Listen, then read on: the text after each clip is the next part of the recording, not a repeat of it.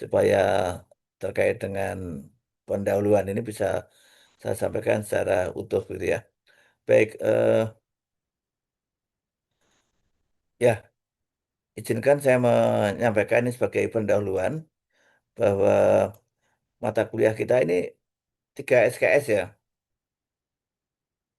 Ya, bobotnya 3 SKS, eh, fisika polimer. Ini fisika polimer B yang pertama diampu oleh Pak Masuri dan saya bagian yang kelas B ini. Kira-kira begitu dibagi separuh-separuh gitu, kita 34, Pak Masuri 34-an juga mahasiswa itu. Nah, apa yang akan kita bicarakan eh, selama 1 semester atau 16 kali pertemuan ini. Jadi ini rencana perkuliahan kita untuk 3 SKS ini kita ada 16 kali pertemuan dan kemudian sistemnya adalah memang tatap muka, tetapi ada perkuliahan yang menuntut Anda aktif. Jadi sebenarnya saya lebih suka kalau kita melakukan perkuliahan ini secara offline, apalagi di awal-awal ini gitu ya. Kecuali pada saat-saat tertentu yang memang tidak memungkinkan atau tidak bisa seperti hari ini yang eh, karena sesuatu hal itu ya kita diwajibkan untuk melakukan secara online. Nah, kemudian nanti juga ada penugasan dan seterusnya yang semua ada bobotnya untuk perkuliahan ini, mulai ada tugas, ada kuis dan seterusnya. Jadi evaluasi kita eh, sebentar ini materinya ini nanti selama yang untuk 3 SKS ini ya materinya ada pertambahan sedikit lah daripada yang dulu ada penambahan terkait dengan perkembangan bahan polimer yang untuk di awal ini. Kemudian ada macam-macam polimer dan kemudian kita sebelum masuk ke sana ini ada sedikit juga bagaimana sejarah perkembangan polimer itu sampai perkembangannya dan kemudian bagaimana peran bahan polimer ini mungkin di awal.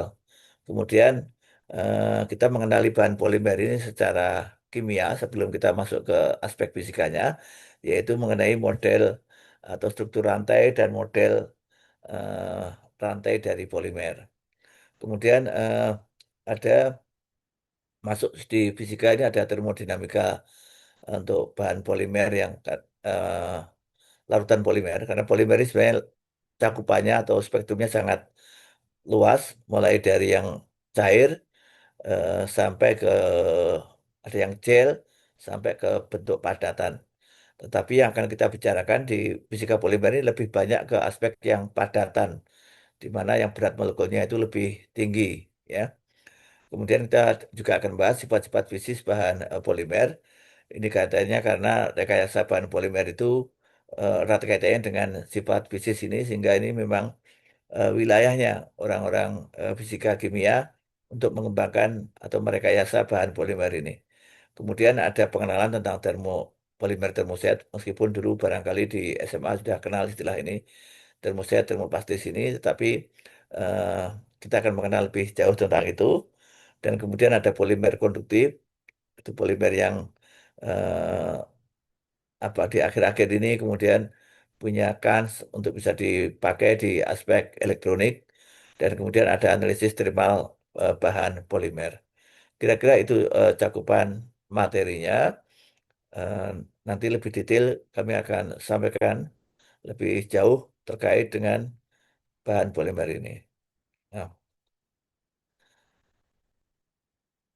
nah, ini referensi yang Anda bisa adu atau Anda pakai sebagai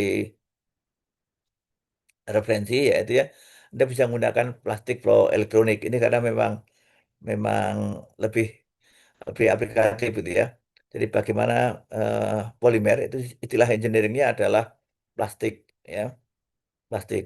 Tapi ini sebenarnya istilah sebut saja di engineering karena sebenarnya polimer itu mulai dari oli, dari cairan, dari eh, larutan itu juga polimer itu ya. Tetapi eh, pada penggunaan elektronik itu kepadatan. Jadi dipersempit hanya menjadi plastik untuk elektronik. Ya, kemudian ada material material propertiesnya atau design application ini pakai William Alvino.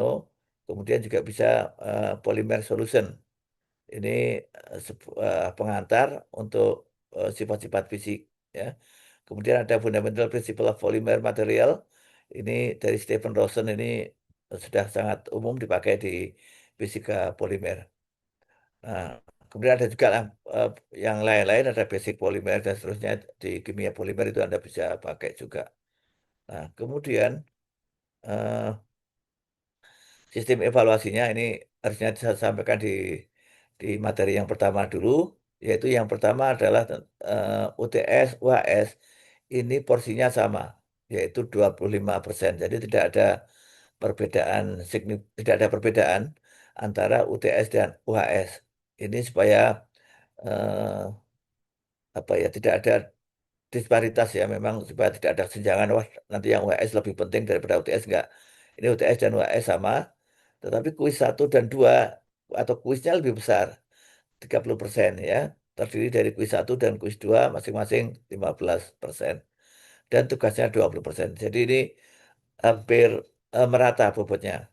Sehingga kesempatan bagi Anda untuk di tiap poin ini Anda bisa perhatikan, bisa menimbang. Jadi karena bobotnya sama, Anda nggak boleh mengabaikan di salah satu atau memprioritaskan yang satu dibandingkan dengan yang lain. Itu. Nah, sep- ada pertanyaan sebelum saya masuk ke bahan polimer ini. Nah, tentu ini Anda sudah mengenal di awal-awal dulu ketika pengenalan bahan gitu ya, pengenalan bahan sebagai pengantar saja begitu. Itu sudah dikenalkan apa itu polimer dan apa peran penting dalam kehidupan modern. Kemudian relevansinya eh, kajian fisika polimer ini dengan rekayasa material.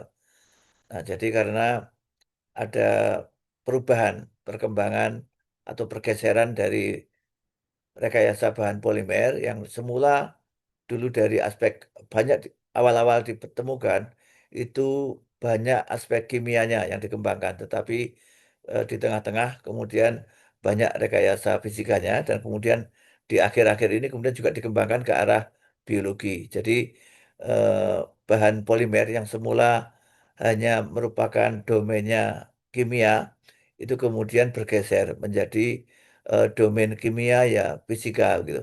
Dan kemudian belakangan juga aspek biologi karena bahan-bahan polimer ini ada isu penting yang terkait dengan green teknologi, yaitu bagaimana supaya bahan polimer ini menjadi bahan yang ramah lingkungan sehingga isu-isu lingkungan itu menjadi penting dan mengemuka sehingga ini menjadi kajian yang akhir-akhir ini di banyak riset itu juga mengarah kepada biodegradable polimer, misalnya seperti pembungkus, bahan-bahan packaging, itu kemudian diarahkan menjadi bahan yang ramah lingkungan. Nah, polimer sendiri itu berasal dari kata ini, poli, yang artinya banyak. Kalau Anda dengar istilah politeknik, ya poli itu, berarti ini poli itu banyak, ya. Kemudian mer ini adalah unit ulang ya, satuan ulang dari penyusun polimer. Nah, satu mer atau orang sering menyebutnya monomer, gitu ya. Satu mer orang menyebutnya monomer. Seperti contohnya ini adalah struktur dari bahan polimer. Ini satu unit ulang yang ada di samping mana ini? Di kalau di saya di samping kanan ini ya, di layar ini itu adalah contoh bahan. Ini contoh dari ya sekian ini itu adalah monomer. Ini monomernya. Jadi ini unit ulang. Unit ulang itu apa? Unit yang eh, diulang-ulang kemudian menyusun sebuah poli. Jadi ini satu mer.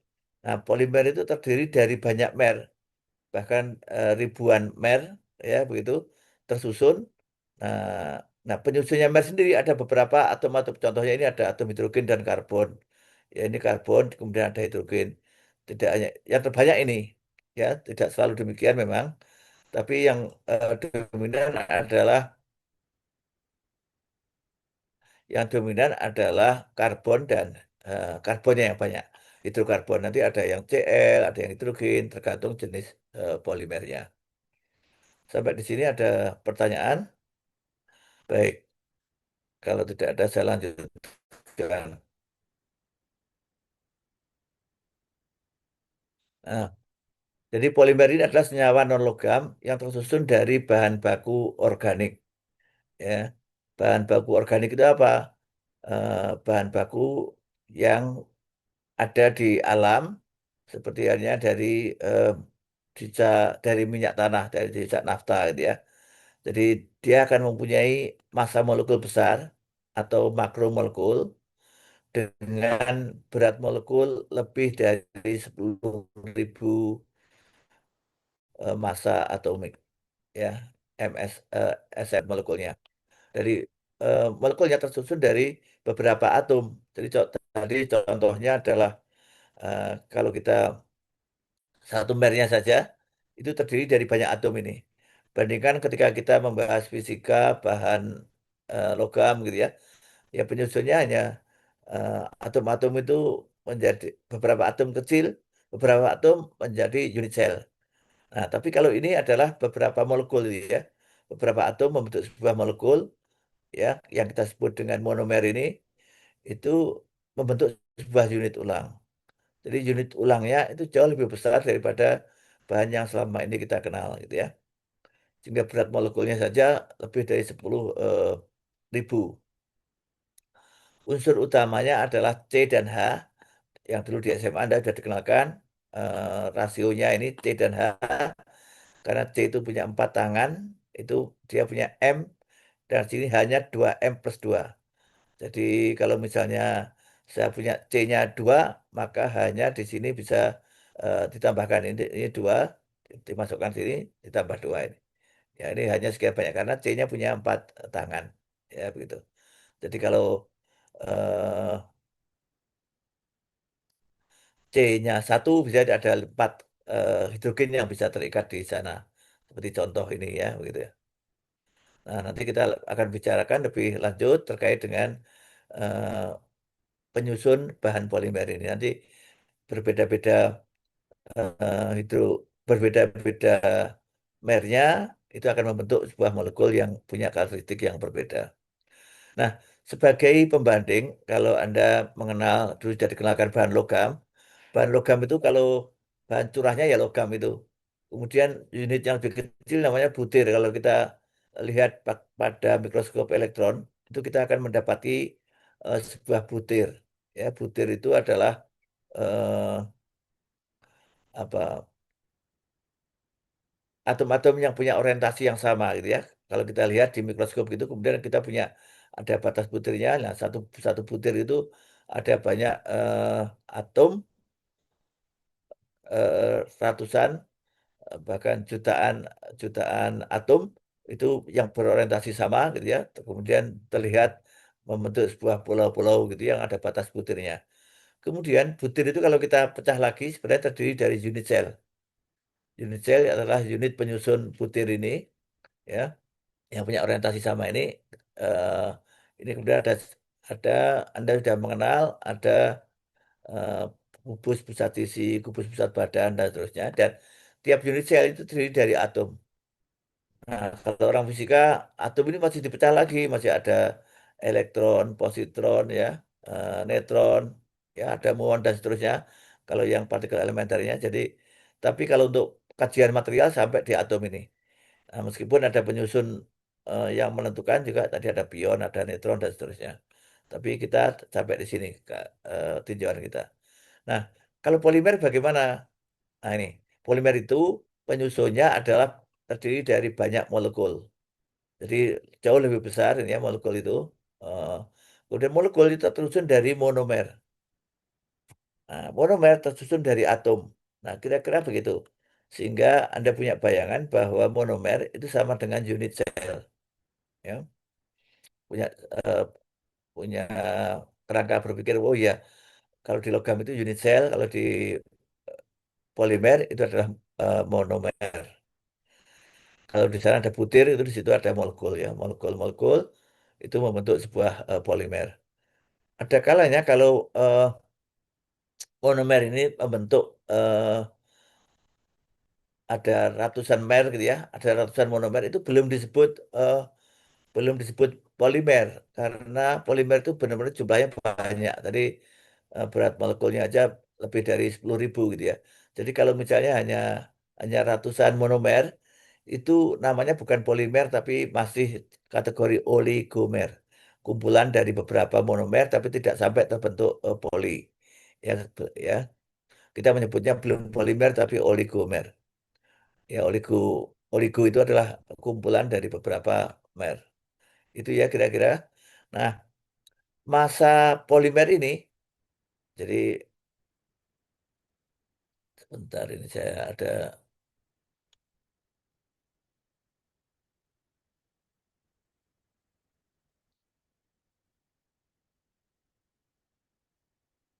ya, masa polimernya ini itu eh, merupakan kelipatan dari mer ini. Jadi kalau kita tahu berapa penyusunnya apa saja, kira-kira kita akan bisa menghitung berapa massa dari polimer ini dengan mengetahui massa penyusun monomer ini. Jadi nanti kalau kita tahu monomernya misalnya penyusunnya dari karbon, dari hidrogen, misalnya itu saja, atau dengan klor gitu ya, ada tiga gitu, kita bisa menghitung massa monomer itu berapa. Nah, kalau kandungan polimernya ada sekian ribu mer, maka kita bisa mengalihkan bahwa massa polimer itu merupakan perkalian dari massa monomer dikalikan jumlahnya mer atau banyaknya mer. Ya gitu. Nanti kita akan bicarakan lebih lanjut ke sana. Sementara kita pengenalan dulu terkait dengan bahan polimer ini. Nah, polimer ini kalau dengan kata lain ini seperti sejarahnya gitu ya. Eh, awal mula atau mula awal dari penemuan bahan polimer ini itu sebenarnya orang sudah lama dari orang sudah mengenal polimer sejak lama dengan mengenal adanya polimer alam yaitu penemuan mengenai karet alam. Orang sudah menggunakan sebelum 1900 orang sudah menggunakan bahan karet ini ya. Ini sudah di alam orang sudah menemukan dan memakainya gitu ya. Ada selulosa zaman dulu orang menggunakan tutup botol dan seterusnya itu menggunakan gabus gitu ya. Gabus alam. Jadi apa ya di tengah-tengahnya kayu itu ada gabus biasanya atau yang kayak spon gitu tapi dari alam ya itu bisa digunakan untuk sebagai eh, penyekat panas, bisa penyekat botol minuman dan seterusnya itu. Kemudian protein ya selulosa itu juga bisa ada juga kemudian ada protein. Ini juga sebenarnya eh, bahan polimer. Jadi kalau Anda polimer alam ya Anda nasi itu sebenarnya bahan polimer. Pati dimakan orang ada jenang ya itu adalah eh, bahan polimer. Nah kemudian eh, untuk bahan teknik orang bisa menggunakan karet tadi karet alam. Tapi kemudian eh, sebelum tahun 1900 itu 1839 itu eh, ada orang namanya Charles Goodyear ya, atau yang sekarang dipakai merek ban Goodyear itu ya. Dia menemukan sebuah teknik untuk bisa menyambungkan beberapa bahan eh, karet itu ya atau yang kita kenal dengan vulkanisasi ya. Ini ada prosesnya sampai sekarang dipakai oleh orang-orang itu kalau ada ban gundul gitu ban truk misalnya itu dilakukan vulkanisir gitu ya. Proses vulkanisasi ini sehingga bisa di apa kayak seperti rambut gitu disambung kembali gitu ya disambung kembali. Ini ada proses vulkanisasi karet sehingga ban yang semula gundul bisa menjadi eh, apa tebal kembali gitu ya. Ini melalui proses vulkanisasi. Kemudian di awal abad 20 ini eh, orang menemukan ada fenol formaldehid atau disebut dengan polimer tiga dimensi ini. Formaldehid ini atau bakelit, polimer ini polimer yang pertama kali dibuat manusia. Jadi kalau semula itu eh, jadi ini tahun 1900-an ya.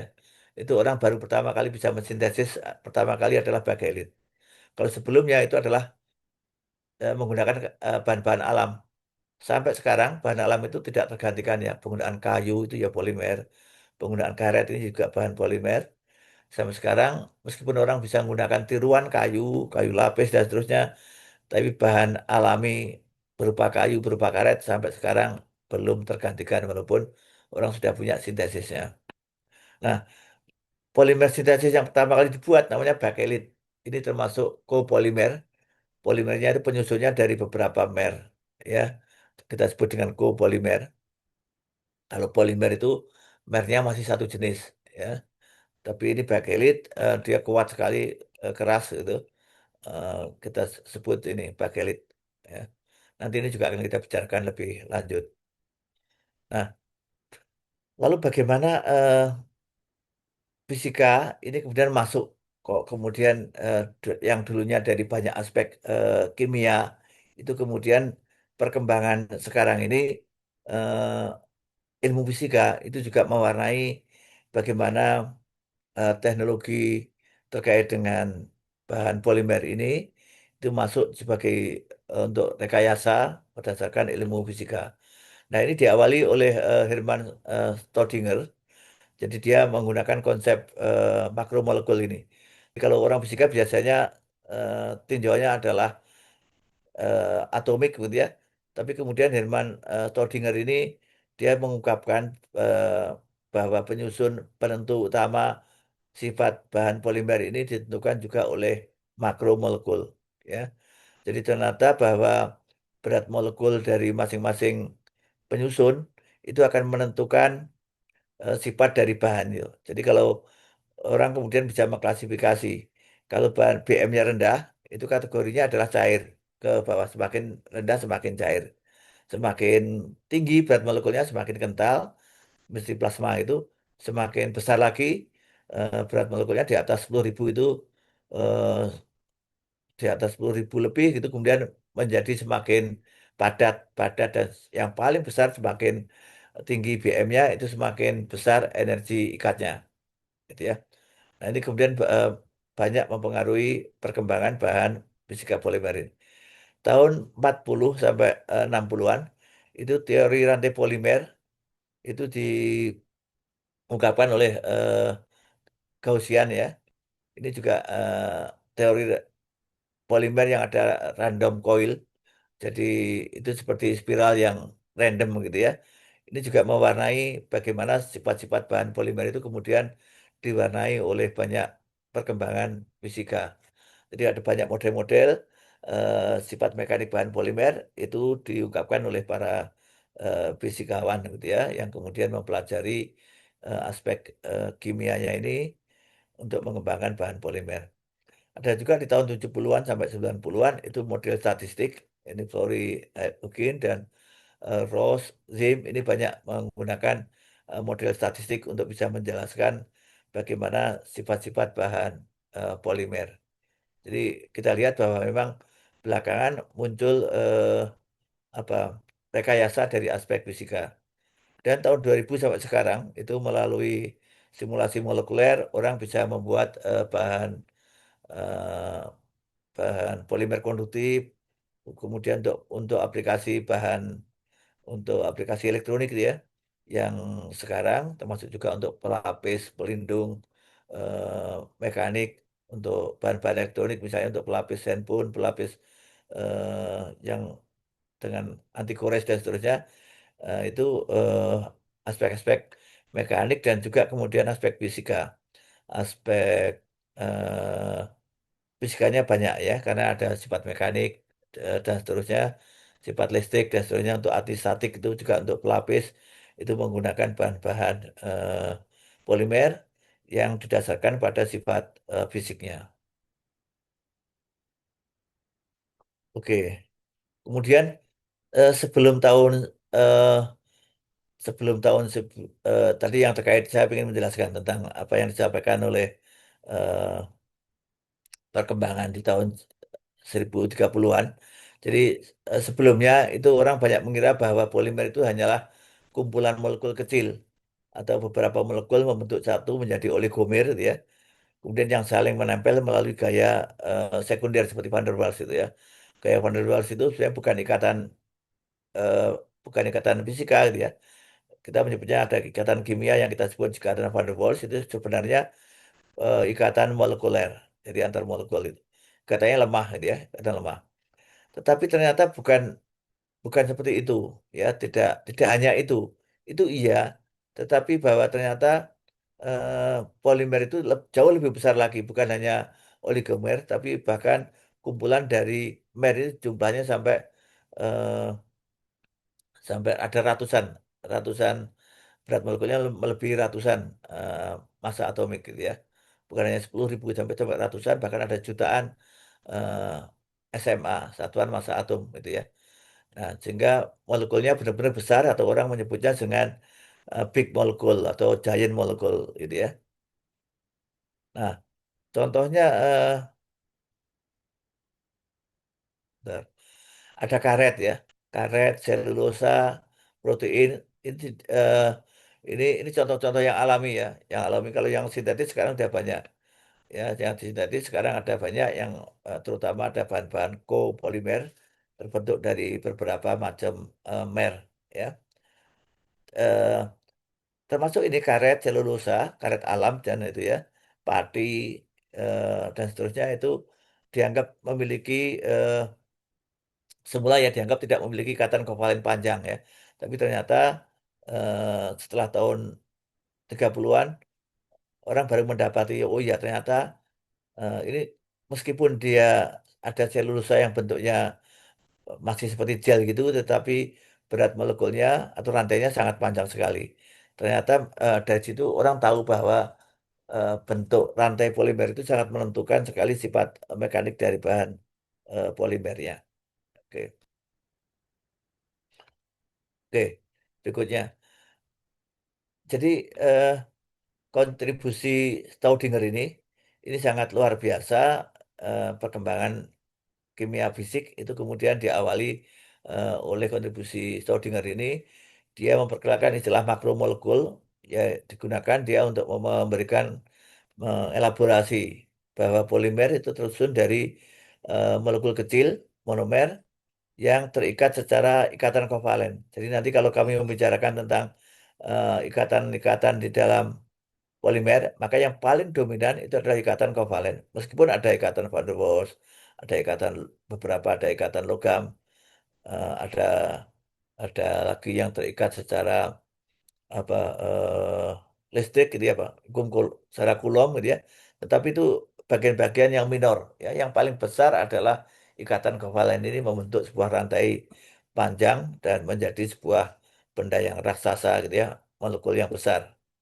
Nah, ini kontribusi dari Schrödinger dan ini juga menunjukkan bahwa sifat unik polimer itu kemudian apa sifat-sifat yang terkait dengan plastik alam atau karet alam itu seperti ya elastisitas dari karet itu hanya bisa dijelaskan dengan menggunakan konsep ini. Ya, nanti kita akan tunjukkan beberapa rantai dan hubungannya dengan sifat basisnya. Nah, dengan konsep ini, eh, bahan polimer yang semula marang masih misterius, itu sekarang mudah dipahami sebagai eh, molekul tunggal yang besar atau giant molekul ya. Bukan lagi merupakan agregat kecil atau oligomer, tapi sekarang dipahami sebagai polimer. Jadi kumpulan dari sekian eh, ribu, ratusan ribu dari mer, bahkan jutaan mer yang terkumpul menjadi satu yang kita sebut dengan polimer ini. Oke. Nah, apa kontribusi dari Schrödinger itu kemudian ini membuka jalan bagi perkembangan kimia fisik terutama yaitu fisika polimer modern dan menjadi dasar lahirnya sifat mekanik, struktur, kemudian juga termodinamika polimer. Ini kemudian memang kental sekali dengan aspek fisiknya, yaitu seperti misalnya titik gelasnya. Titik gelas itu sekarang menjadi penting kalau orang menggunakan sebagai apa ya eh, aspal yang kena air dingin ya gitu ya orang kemudian akan memikirkan bagaimana supaya polimernya tidak getas, tidak brittle gitu ya. Jadi dipakai pada suhu berapa dan seterusnya ini adalah terkait dengan sifat mekanik dan sifat termodinamika polimer. Ini semua adalah aspek fisik. Ada titik TG, ada melting point, ya. Semuanya menjadi pertimbangan penting di dalam rekayasa bahan polimer. Nah, dia juga termasuk ini atas jasanya ini Schrödinger dia mendapat hadiah Nobel di tahun 53. Nah, ini perkembangan awal terkait dengan bahan polimer. Nah, bagaimana sekarang? Sekarang eh, jauh lebih ada revolusioner perubahan besar, terutama di pemakaian elektronik untuk bahan-bahan elektronik. Tapi kalau untuk bahan sehari-hari tetap masih digunakan, tetapi perkembangan terbesar yang punya nilai tinggi adalah pemakaian bahan-bahan itu untuk bahan elektronik. Nanti kita singgung sedikit. Oke, nah bidang kajian fisika polimer ini bagian yang kedua, ada 6 bagian kira-kira gitu ya. Bidang kajian fisika polimer itu apa sih gitu ya kalau kita belajar fisika itu kaitannya dengan ini struktur dan konformasi rantai polimer. Ini aspek fisika. Kalau aspek kimia itu ya ikatan kimianya, bagaimana dia tersusun, gitu ya. Tapi eh, struktur dan formasi ya. Konformasi itu terdiri dari formasi terbentuk seperti penyusunnya apa gitu. Rantai polimer ini adalah aspek fisika. Kemudian ada termodinamika larutan polimer. Ini juga merupakan bagian kajian dari fisika. Kemudian ada transisi fasa. Ya, seperti hanya ketika Anda belajar logam, bahan polimer ini juga mengalami transisi fasa ketika mengalami perubahan temperatur. Terutama ketika dia dari temperatur yang panas menjadi kedingin atau sampai ke eh, titik apa di bawah nol misalnya gitu, dia ternyata akan mengalami perubahan fasa. Fasanya berubah. Contohnya pada suhu yang lebih dingin itu dia bahan polimer kebanyakan bersifat seperti gelas atau glassy ya. Kalau bahasa Indonesia ya gelas ya, gelas ya. Bahasa Inggrisnya glass ya atau juga sifat kristal, kristalisasi, glassy, kristalisasi, sifat kaca gitu ya. Kaca ini seperti brittle atau orang menyebutnya di TG. Eh, TG ini adalah titik gelas. Jadi titik di mana bahan polimer itu bersifat seperti gelas atau seperti kaca gitu. Apa dia transparan, mudah pecah dan seterusnya. Nah ini sifat-sifat fisika, ya transaksi fisika ini. Apa saja penyebabnya nanti kita akan bicarakan tersendiri. Kemudian ada mekanika polimer. Ini memang tidak seluruhnya diajarkan di eh, S1. Mekanika polimer itu ada elastisitas. Itu di S2 juga ada. Kemudian ada viskoelastisitas. Nah, bahan polimer itu biasanya khusus yang padat itu berada di kanan ini, viskoelastis. Ya, yang dipelajari viskoelastisitas. Tapi kalau bahan polimer yang ya mengapa itu karena dia terletak antara bahan yang viskus dan elastis. Karena itu bahan polimer ini kajiannya ada elastisitas dan viskoelastisitas. Kemudian ada juga transportasi dalam polimer. Itu mulai difusi, konduktivitas, dia dipakai untuk membran dan seterusnya. Ini juga aspek yang banyak dikaji di fisika polimer. Jadi pendek kata sebenarnya aspek yang dikaji di fisika polimer itu sangat luas. Kalau Anda lihat jurnal-jurnal yang sekarang ini juga banyak pengembangan bahan polimer ini dari aspek fisika. Orang kimia mengembangkan dari aspek kimia, orang biologi mengembangkan dari aspek biologinya.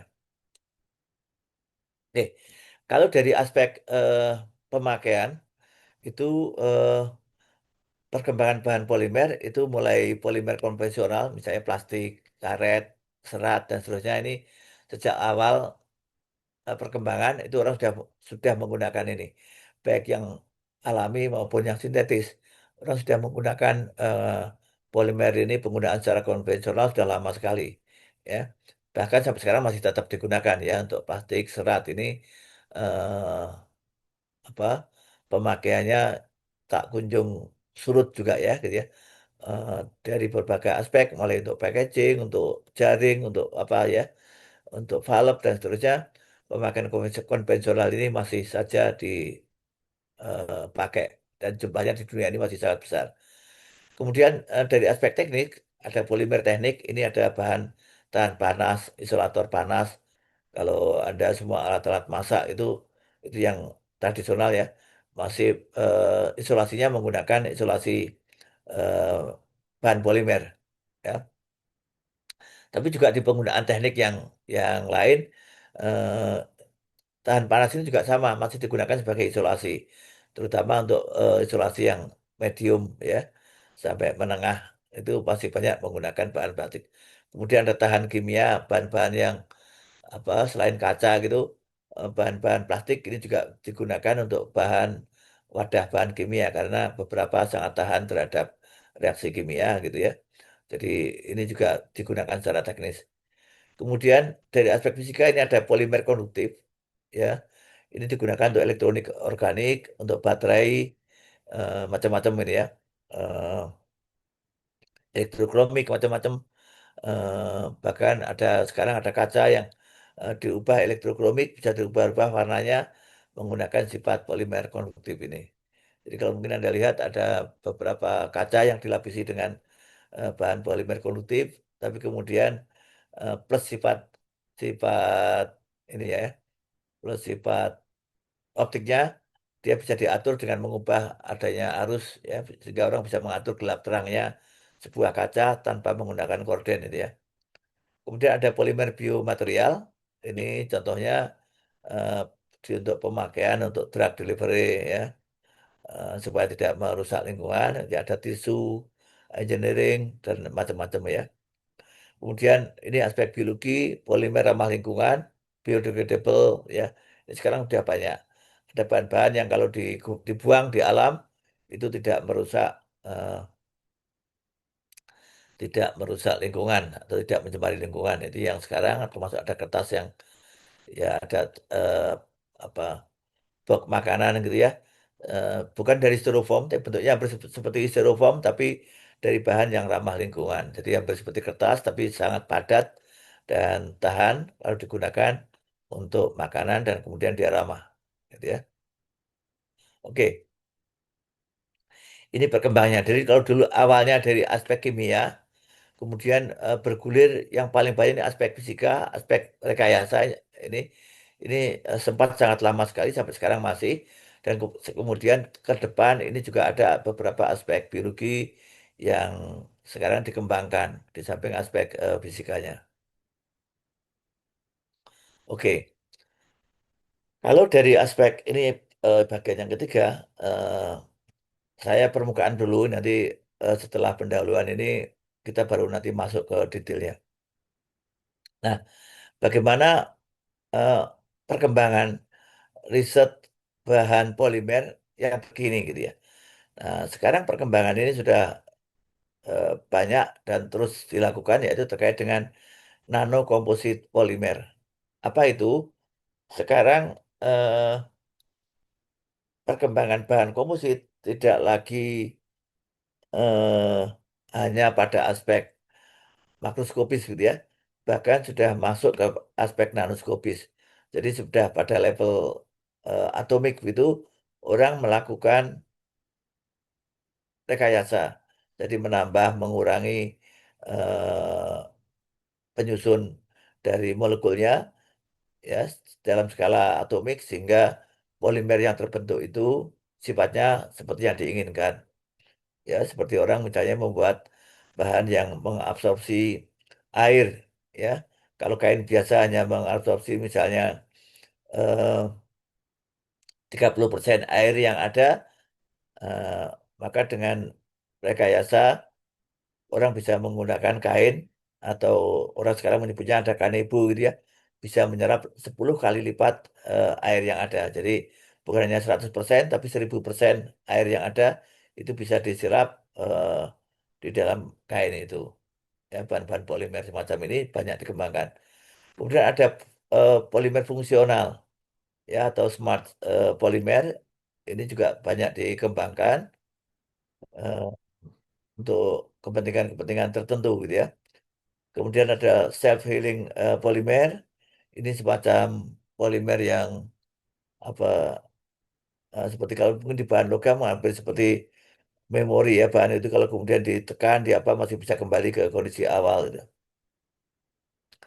Kemudian ada polimer untuk energi, ada fuel cell, ada superkapasitor, Jadi untuk menggunakan penyimpan energi itu orang banyak mengembangkan bahan polimer juga. Kemudian ada green polymer teknologi ini yang sekarang ini aspek biologi yang kuat gitu ya. Karena ternyata perkembangan ke arah sini sekarang juga kuat. Ini yang terakhir ini adalah perkembangan baru terkait dengan aspek-aspek biologi. Tetapi aspek fisika, polimer untuk energi dan seterusnya ini masih sekarang sedang gencar juga dilakukan untuk pengembangannya. Oke, saya kira itu beberapa hal ya sebagai pengantar saja terkait dengan bahan polimer. Ada pertanyaan?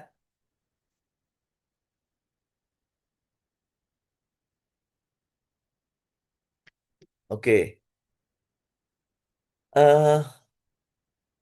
Sekarang silahkan ya mungkin ya nggak enaknya kalau kuliah online gini. Oke, silahkan tuliskan di kolom chat eh, macam polimer yang Anda ketahui. Ya, satu orang satu aja. Ya, ini untuk cek apakah Anda masih di depan eh, device Anda atau tidak.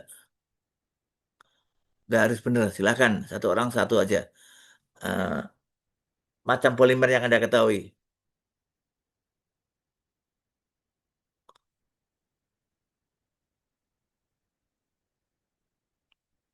Halo,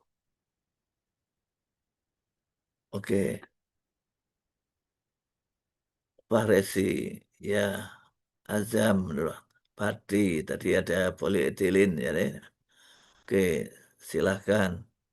Ayo, yang ini sore-sore jam-jam rawan ini kita eh, ada PVC, Bagus Mutakim ya. Eh, Fahresi ini polietilin atau kantong kresek. Ya, Oli, Sulita Dewi. Oke, Azam, Pati. Ya, Pati ini polimer alam ya. Putri Balkis, polimer buatan. Nilen. Ya ini termasuk sintetis ya, polimer sintetis. Apalagi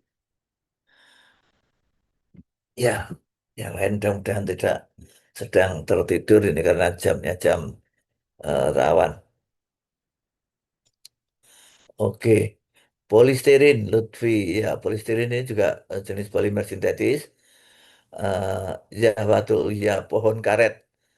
Ya sebenarnya semua pohon itu polimer kalau kan ya. Sebenarnya karet itu sendiri itu dari getahnya pohon karet, karetnya itu ya polimer. Tapi kalau pohon ya semua pohon itu sebenarnya polimer.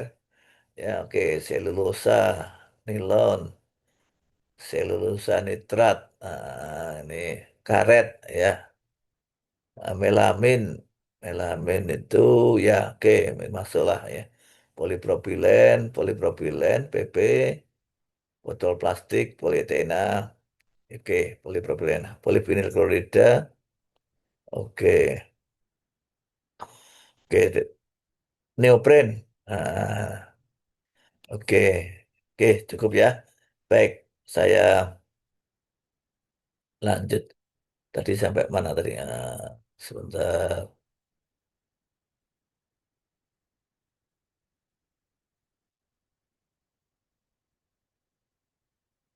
Gimana tadi?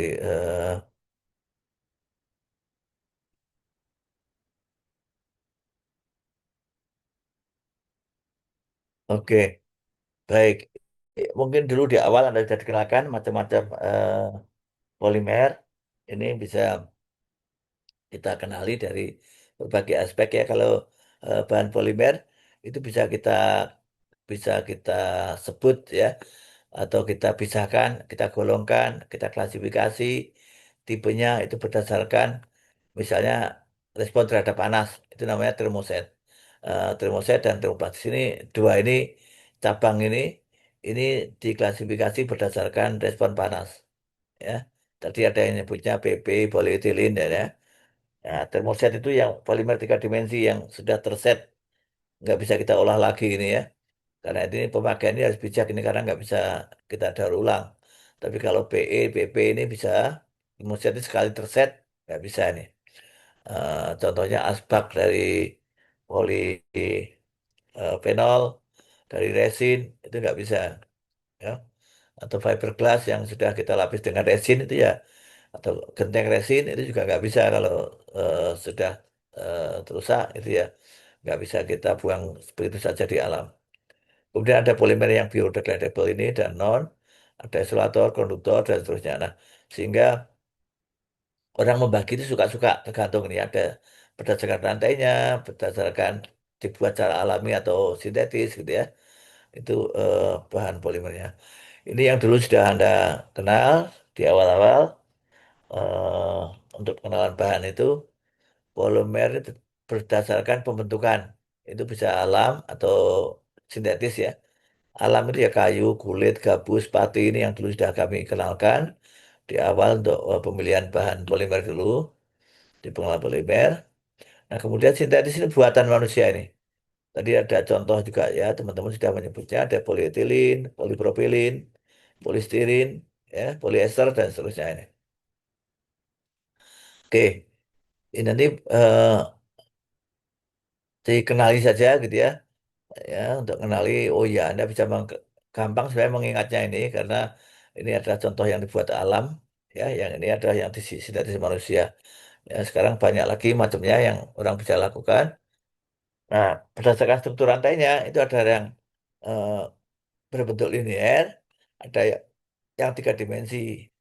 Yang linear itu tadi polimer sintetis tadi itu semua yang ini adalah linear. Ini lebih fleksibel gitu. Pokoknya kalau bentuknya linear itu lebih fleksibel. Kalau yang tiga dimensi lebih kaku.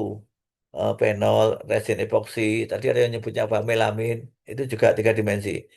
Ya, itu kaku, keras, ya, padat, eh, berat molekulnya tinggi gitu. Kemudian berdasarkan respon terhadap panas, kita mengenal ada termoset, ada termoplastis. Yang termoset itu ya tadi, ini biasanya contohnya masih banyak. Saya hanya mengulang yang tiga dimensi. Kebanyakan termoset itu tiga dimensi. Termoplastis itu ya eh, yang bisa didaur ulang. Kalau dipanaskan dia akan melembek kembali begitu ya.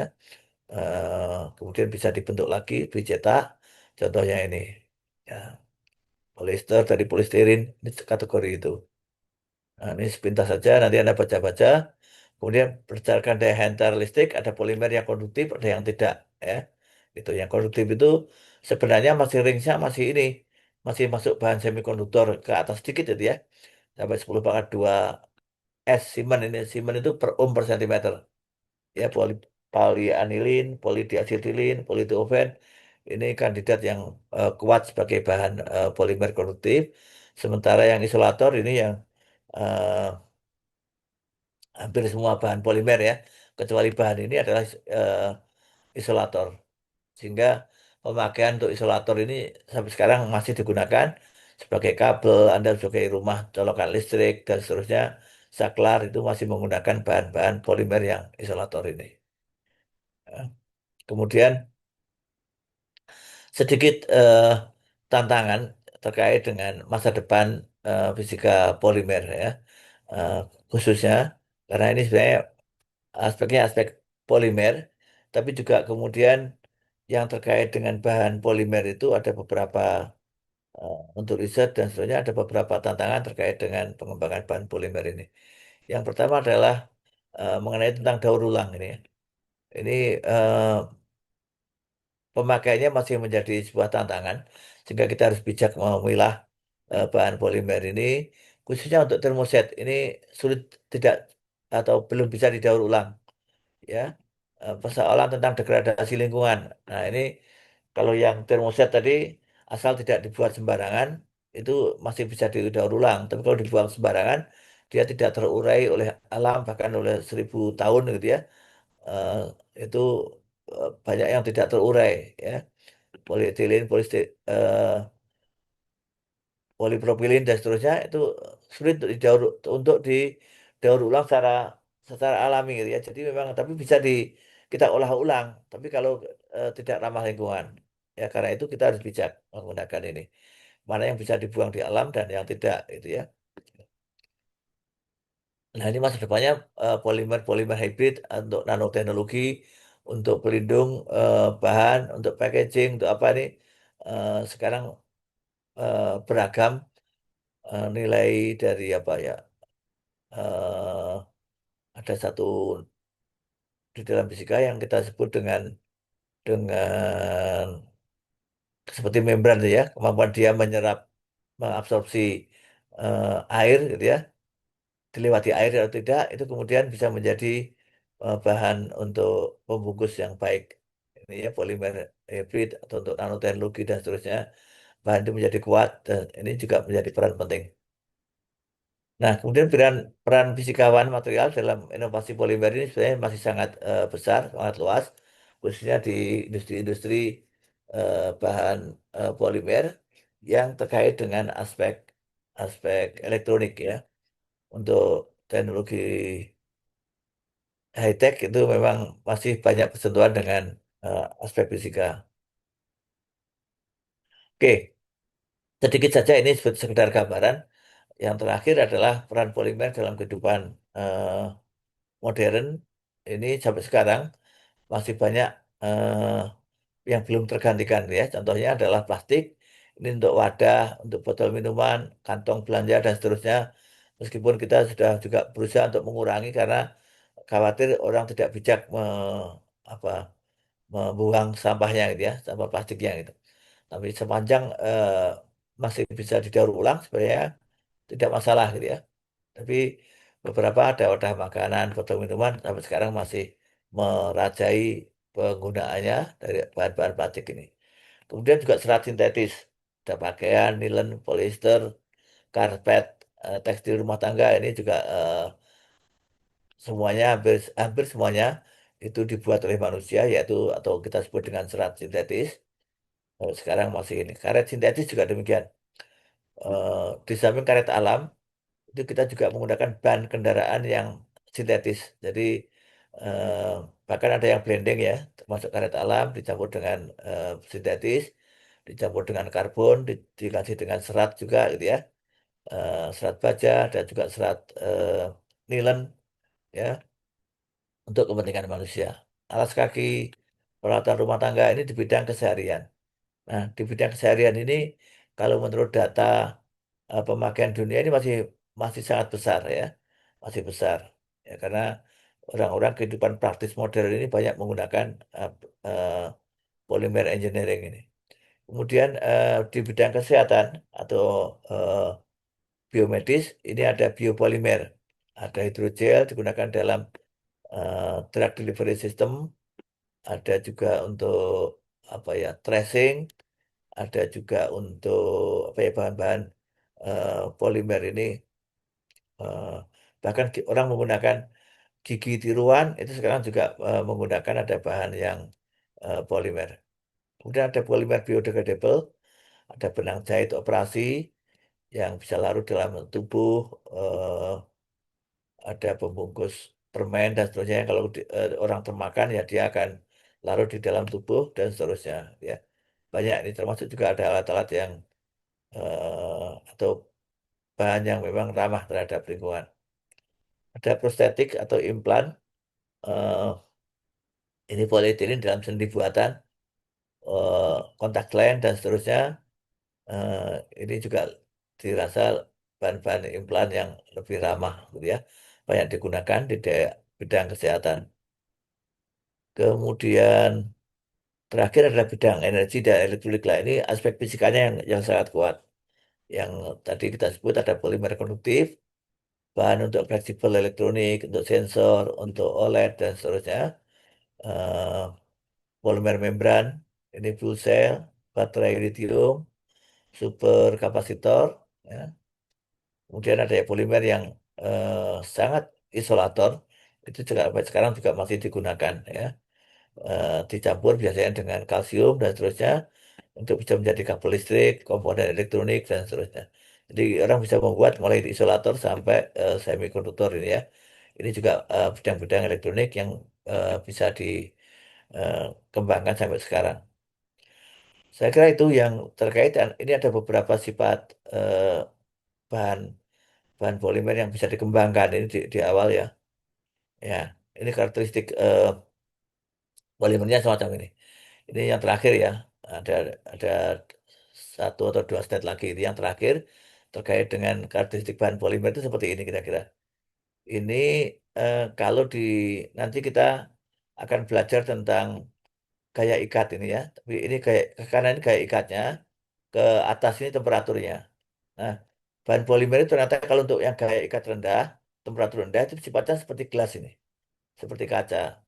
Tapi kalau temperatur tinggi dia melting, ya itu. Tapi kalau di tengah-tengah ini gaya ikatnya ada tengah nggak terlalu kuat, nggak terlalu tinggi, itu seperti rubber, seperti kulit ya. Bisa atau ada contohnya fleksibel plastik ya.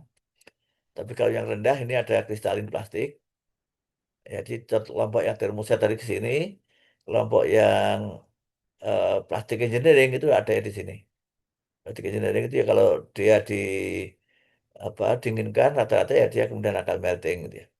Tapi kalau ini ada bahan fiber ini juga banyak contohnya kita kenal ada fiberglass dan seterusnya. Ini ada bahan yang eh, kebalikannya dari ini gelas. Ini kalau ini termasuk termasuk tinggi ikatannya gitu ya. Kalau gelas ini termasuk sangat brittle, kristalin di tengah-tengahnya. Nah, sifat ini. Sifat gelas itu seperti hard, keras ya. Stiff, kaku, ada brittle dan transparan. Itu yang glasis. Jadi ini. Tapi yang gaya ikat molekuler ini ada ikatan kovalen ya. Ada primary bond, ada secondary bond. Nanti kita akan bahas tersendiri ketika kita membahas ikatan kimia. Dan ini beberapa sifat polimer yang kita bisa tingkatkan sebagai pengantar saja dulu itu yaitu kalau bisa direkayasa dengan blending maupun komposit itu bisa meningkatkan kekuatan, bisa meningkatkan kekakuan, beratnya gitu ya. Bisa kita atur supaya yang ringan. Sekarang banyak digunakan di aksesoris bahan di otomotif ya. Ada batik life ya, ada thermal insulation, ada thermal conductivity, ada wear resistant dan seterusnya. Ya, yang terakhir ada ini. Ketergantungan terhadap temperatur ini juga bagian yang penting dari bahan polimer, ya.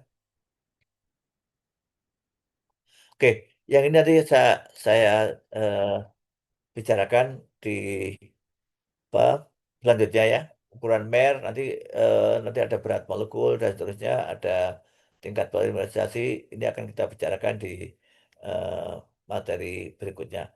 Jadi di awal ini kita eh, sebagai pengantar saja, plus mengenalkan tentang macam-macam bahan polimer dan perkembangan bahan polimer serta tantangannya sejauh ini. Jadi sampai sekarang peran fisika polimer ini masih sangat eh, tinggi di bidang rekayasa material, khususnya untuk aspek-aspek yang terkait dengan teknologi elektronik itu sampai sekarang masih perannya masih sangat besar sekali sehingga eh, masih ada banyak peluang untuk bisa mengembangkan bahan polimer ini untuk digunakan di rekayasa atau di engineering. Saya kira itu eh, yang bisa saya sampaikan ini sebagai pengantar ya. Nanti kita ketemu mudah-mudahan minggu depan kita bisa ketemu secara offline ya gitu. Oke, sebelum saya tutup ada pertanyaan. Oke, sebelum saya tutup ada pertanyaan. Oke, baik. Kalau tidak ada, saya akan akhiri sampai di sini dulu. Kita ketemu hari Senin depan dengan melanjutkan materi kita yang terkait dengan ukuran bahan polimer. Atau mungkin nanti kita akan mengenalkan dulu tentang rantai atau struktur dari bahan polimer serta ukuran polimer. Ukuran polimer itu seberapa besar polimer itu banyaknya mernya seberapa. Karena itu akan menentukan sifat-sifat dari bahan polimer. Saya kira itu dulu sebagai pengantar karena ini kuliahnya online. Saya yakin memang eh, perlu effort besar untuk bisa bertahan di depan gadget Anda. Sampai di sini dulu, saya akhiri. Assalamualaikum warahmatullahi wabarakatuh. Waalaikumsalam warahmatullahi Assalamualaikum wabarakatuh. warahmatullahi Terima kasih, wabarakatuh. Pak. Terima kasih, Pak.